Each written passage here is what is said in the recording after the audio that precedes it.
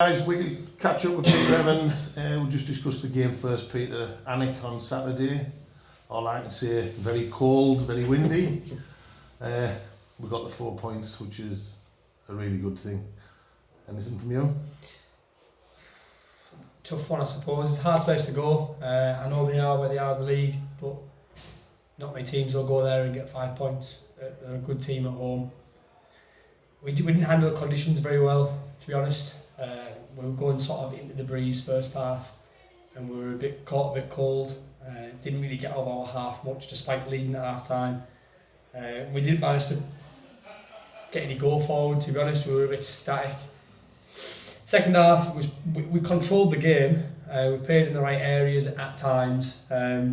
Just lacked that bit of goal forward, but I think they did as well. It was a funny game, really. Yeah, well, they didn't.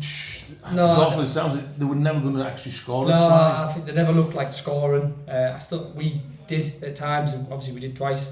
We did look threatening at times, not as much as we'd like, but we did at times. But I felt comfortable in our defence that unless we give away penalties. If we played in the right areas, which we did, we wouldn't have major issues. Obviously, it was closer than I wanted it to be, but you know, it's a good 4 points. Well, it showed that because we gave 2 penalties away in front of the post. The kid could kick. Yeah, he was a good kicker. We knew that anyway. But you know, I think we deserved the win, without a doubt. They were plucky in the performance, and I'm sure they'll get some more wins. That I don't think they'll be in the bottom 3 coming into the season. I think they're better than some of the teams that are above them. But we've got a bit of a break, but we've got to kick on. Yeah. The last 2 games have been a bit. I don't know whether it's pressure or what. I think we've just been a bit static and not been ourselves. But that could also be the opposition as well, you know what I mean? We've played some good teams, and teams are going to come on and beat us because we're top of the league and we're unbeaten. But we've had quite a lot of changes. We've got quite a lot of young lads playing. We had about 6 lads under 20 on Saturday, and 2 of them were 18-year-olds in key positions. Yeah. So it's not a bad place to be to still keep going and winning when we only had 3 people over 25 on Saturday. It was nice as well. We were missing Adam Sunley. We got ill over the last week, but you know, I mean, we still had the strength to bring another prop onto the bench. Yeah. Spurs did a job for us at loose end, despite playing tight end most of his senior career. And Shawsey had a good impact when he came on, carried the ball a couple of times. And I thought at one point he was going to score again. You know. No, it's one of those. We do have you know, look how strong the second team had a lot of players back this week. Yeah. Because we've been winning, we couldn't put them back in the first team. Well, that's quite fortunate. I was watching the seconds as well. You know what I mean? Because they kicked off 15 minutes before us, and I was like what you said. We had Dom in there, you know, and it was really good to see. They had a cracking team. They really have a cracking team. And they really dominated the game. Yeah, which we've never won there before, and they scored 40 points. And they fell off towards the end, but they dominated, which is great. Yeah, it was, wasn't it? And going on to the thirds, finished half the season top of the table. Could we have ever thought about this?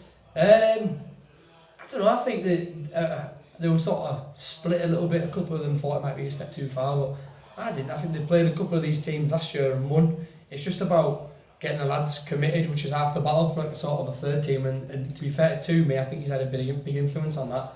He's got them together, and they've got a very similar squad every week, which most third teams could only dream of.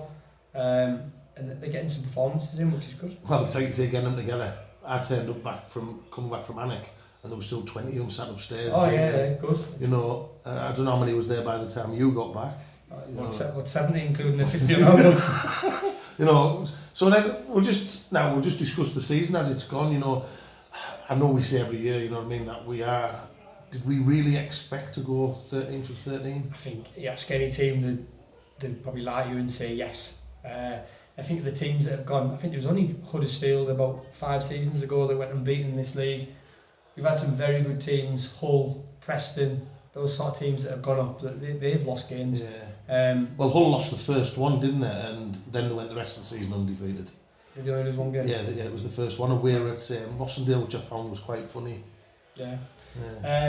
No, but everyone's lost games, and we've got a very, very challenging January. First game, Sandal.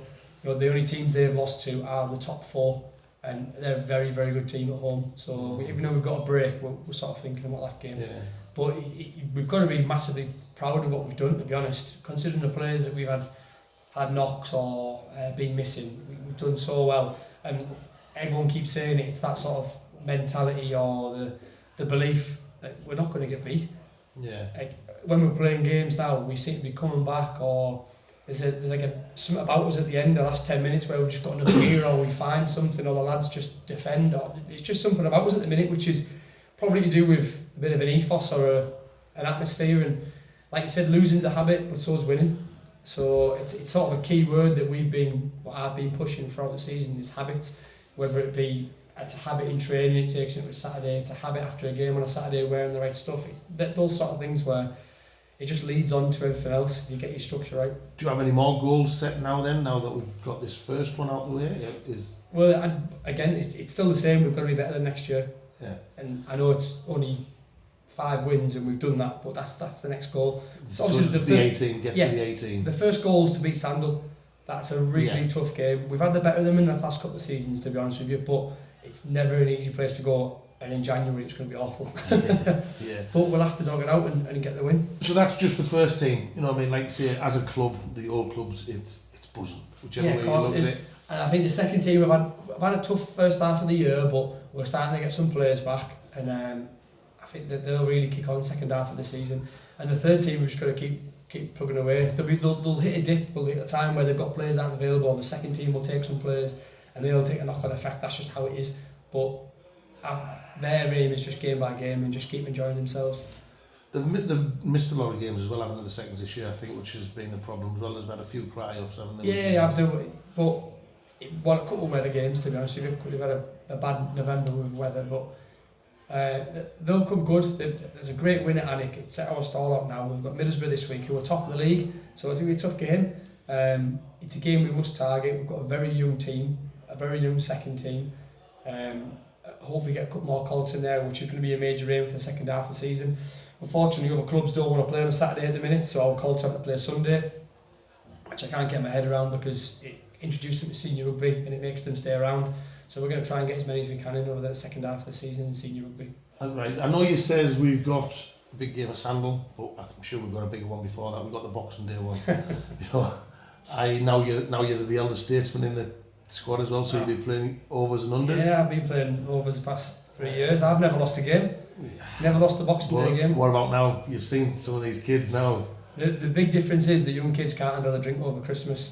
You saw it last year. They had Falcons players, England players, and they still got schooled by a bunch of old men. Yeah, I think this year, I think my money will be on the young ones this year. You're a fool. Yeah, you reckon? You've got to remember, you might have Baz playing and things like that. Jumping I think they all realise now that the player they'll get broken. So it's a fairly young over 25s, I'd imagine, but it's just about keeping the fitness levels up. So hopefully, we might have 1 or 2 games before we get into the Sandal one, you know what I mean? Which, like you say, is the target. Yeah. You know, of course it is. And then it is a big kick on after that. You know. Yeah, it's a big January, but first game Sandal, which is the most important. Yeah. Right. Thank you very much, Pete, and all the best for the rest of the season. Cheers.